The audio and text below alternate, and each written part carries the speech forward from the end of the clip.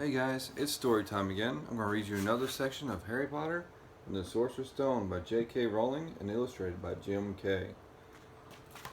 Now last time we read through all the items he's going to have to get for school after he and Harry and Hagrid left the shack on the rock, and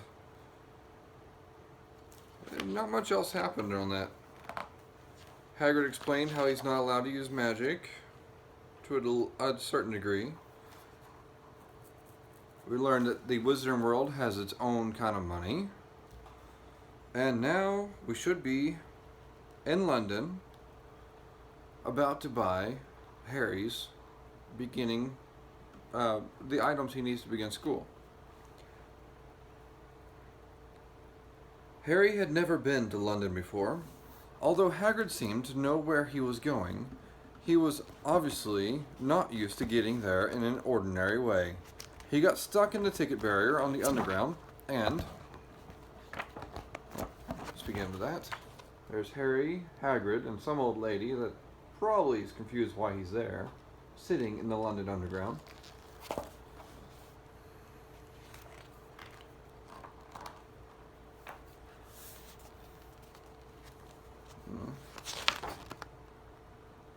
He got stuck in the ticket barrier on the underground and complained loudly that the seats were too small and the trains were too slow.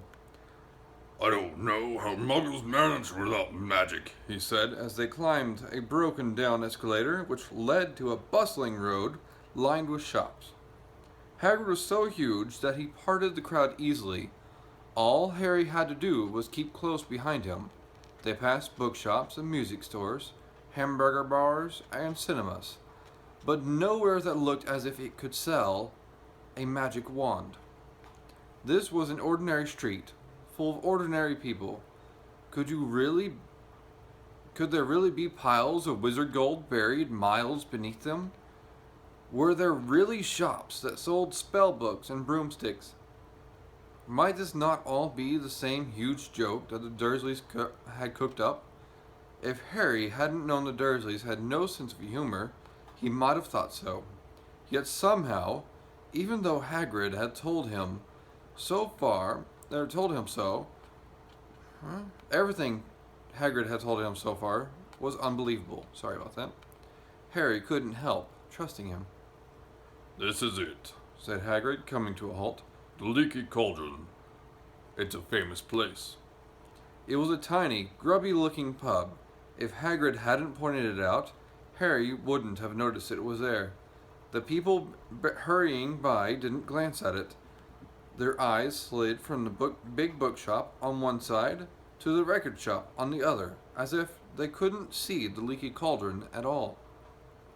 In fact, Harry had the most peculiar feeling that only he and Hagrid could see it. Before he could mention this, Hagrid had steered him inside. For a famous place, it was very dark and shabby.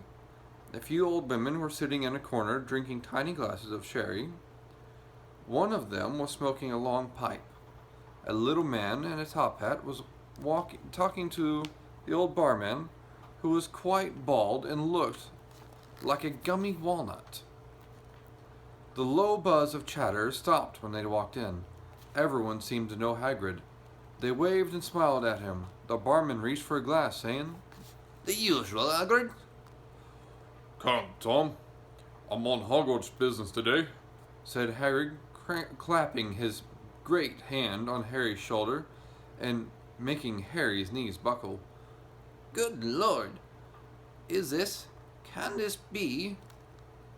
said the barman, peering at Harry. The Leaky Cauldron had suddenly gone completely silent. "Bless me soul. Harry Potter. What an honor," whispered the old barman. He hurried out from behind the bar, rushed towards Harry and seized his hand, tears in his eyes. "Welcome back, Mr. Potter. Welcome back." Harry didn't know what to say. Everyone was looking at him.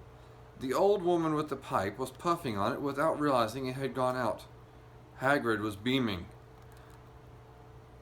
Then there was a great scraping of chairs, and next moment Harry found himself shaking hands with everyone in the leaky cauldron. Doors Crockford, Mr. Potter. Can't believe I'm meeting you at last. So proud, Mr. Potter. I'm just so proud. Always wanted to shake your hand. I'm all aflutter. Delighted, Mr. Potter. Just can't tell you Diggle's name, Daedalus Diggle. I've seen you before, said Harry, as Daedalus Diggle's top hat fell off in his excitement. You bowed to me once in the shop. He remembers! Did you hear that? He remembers me, cried Daedalus Diggle, looking around at everyone. Harry shook hands again and again. Doris Crockford kept coming back for more. A pale young man made his way forward, very nervously. One of his eyes was twitching. Professor Quirrell, said Hagrid. Harry, Professor Quirrell will be one of your teachers at Hogwarts. Potter? Stammered Professor Quirrell, grasping Harry's hand. Can't tell you how pleased I am to meet you. What sort of magic do you teach, Professor Quirrell? The defense against the dark arts, muttered Professor Quirrell, as though he'd rather not think about it. Not that you need it, eh, Potter? He laughed nervously. You'll be getting all your equipment, I suppose. I've got to pick up a book on vampires by myself. He looked terrified at the very thought, but the others let Professor Quirrell, I'll show you the picture, Professor Quirrell keep Harry to himself. It took almost 10 minutes to get away from them all. At last, Hagrid managed to make himself heard over the babble. And here's the sign for the leaky cauldron. See how it looks like water spilling out of a big pot? It's called a cauldron. And that one happens to have a hole.